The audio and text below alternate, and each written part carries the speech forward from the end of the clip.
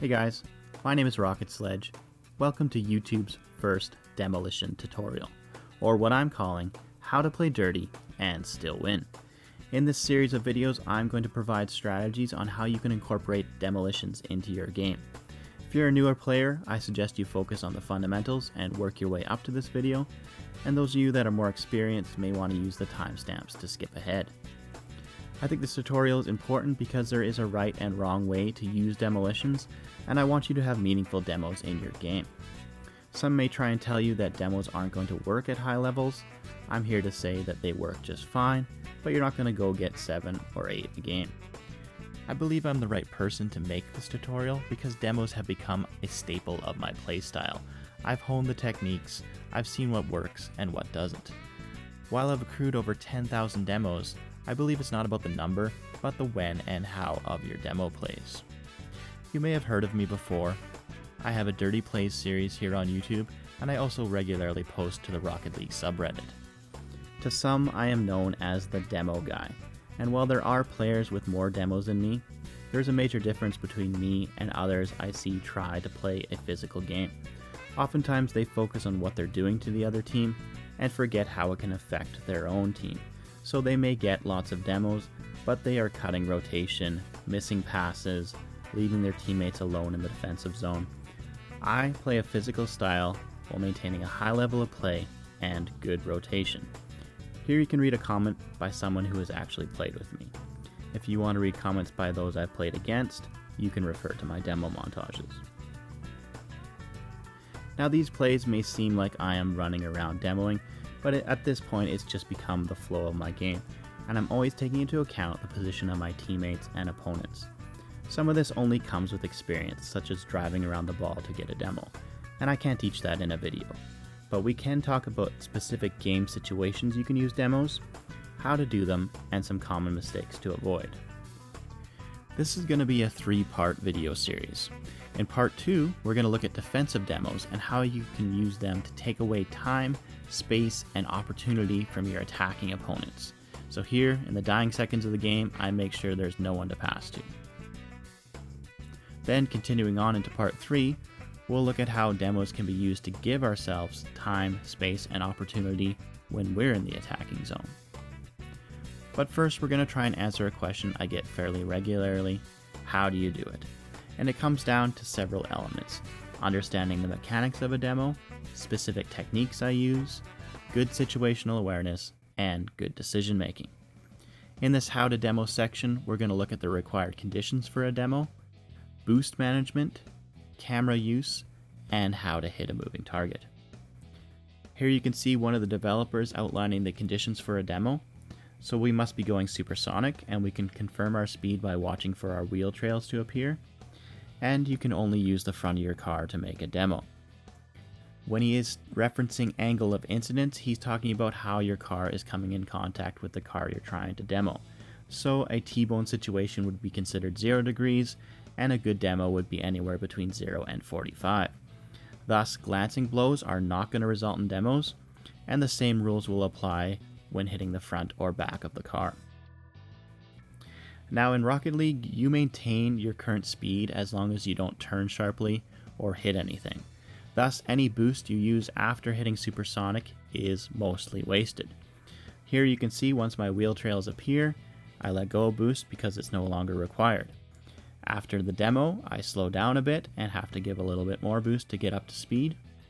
When you're at supersonic, you are at 95% of your top speed, so you can give a little bit more boost if it's needed. Here, after the second demo, I make sure not to hit the ball into my own net, but instead default to my teammate to get it moving the other direction.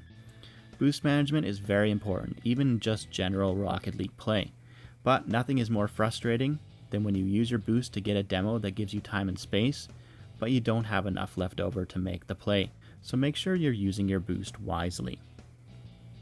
But remember, there's other ways to get speed in Rocket League. Here you can see I have 0 boost, but by making use of 2 forward dodges, I can get myself up to supersonic speed, and I'm able to take out the player that's waiting for a pass in front of my net. Also, if you already have some speed, you may only need to use 1 forward dodge to get up to supersonic. Here you can see I use that forward dodge and I can take out the player in front of his net. Now when you're supersonic, it can be hard to track and hit a moving target. So one of my trade secrets is to drive near supersonic as I'm lining up the demo and then giving a small burst of boost before impact. So here you see I line up my hit and then a small burst of boost to take him out. So this can help in several ways.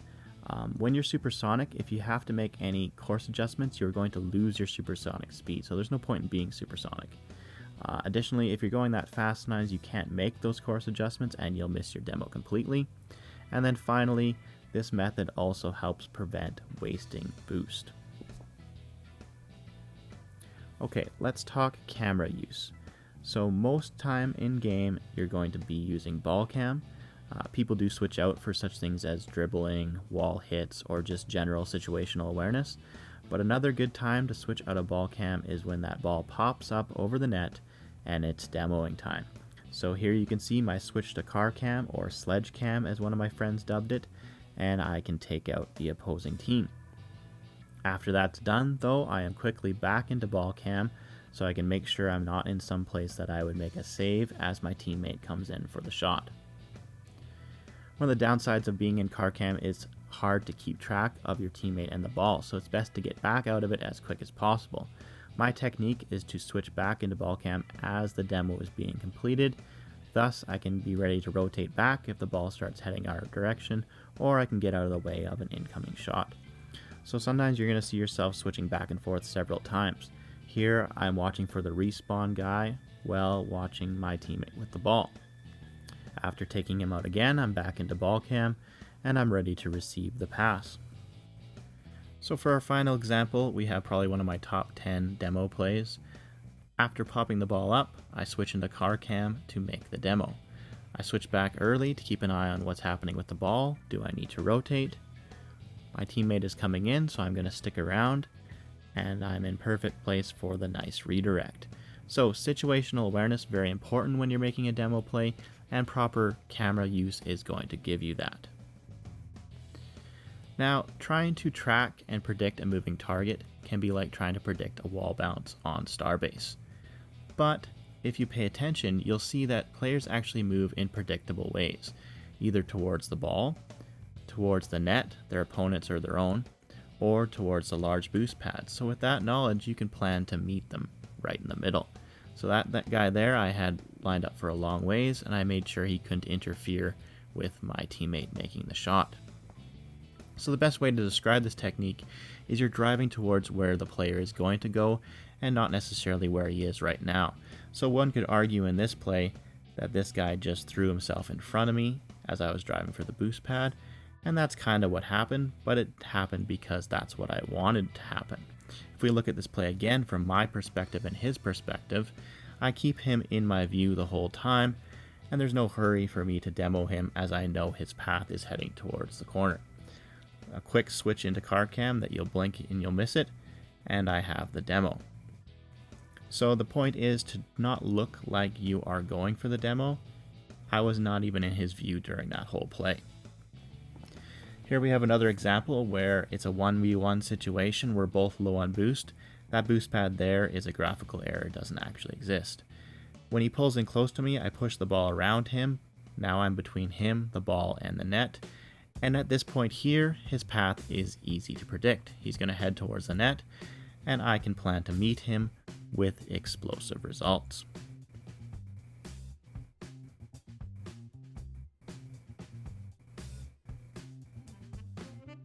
And the ball rolls nicely in.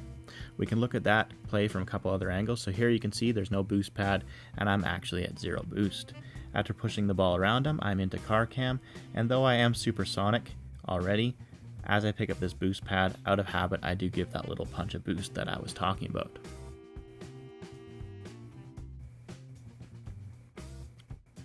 One final example. Here we have a kickoff that goes our way, and I pop the ball up towards the corner. I switch into car cam, and I know that player is going to go towards the ball circles, so I can meet him there. Back into car cam for some situational awareness as I rotate. My teammate PB Jibber makes a nice pass and then tries a physical play on the goaltender. allowing me to pick up the pass for the goal. Now, once you understand the basics of making a demo, it's not going to guarantee good demo plays. There's still important decisions that have to be made and rotation that needs to be maintained. This isn't going to be a rotational tutorial, but I will mention rotation as we talk about specific plays. As for good decision making, well, that's you taking into account the position of your teammates and opponents, and hopefully some of the examples we consider in future videos will help you. To finish off, we're going to look at a play that makes use of all the elements we just discussed. It's not the flashiest play, but it's a good example. Keep in mind, I do use an ultra-wide monitor, so my view is a lot better than what you're seeing here. After making the pass to my teammate, I start to rotate until he hits the post. At this point, I see I can come in to support, and I use just enough boost to get to supersonic. Here is when I decide I can make a demo play, with both my opponents on my left-hand side and my teammate moving slowly trying to corral the ball on the right. I switch into car cam, track my target, and then switch quickly back into ball cam as I make the demo. I immediately start to rotate because I'm not sure what the result of this challenge was. Once I see that the challenge was missed or faked, I can come back in and there's a nice leave by my teammate for the easy goal. So once again, not very flashy, not really a high-speed play, but there was key decisions that were made, and key rotations would have covered any mistake or successful challenge. This brings to an end part 1 of our How to Play Dirty tutorial series. Looking forward to part 2, we'll talk about the proper way to implement demos when in the defensive zone. My name is Rocket Sledge. Thanks for watching. If I missed anything or you have a question, put it in the comments, and I'll try and include it in a future video. Take care, guys.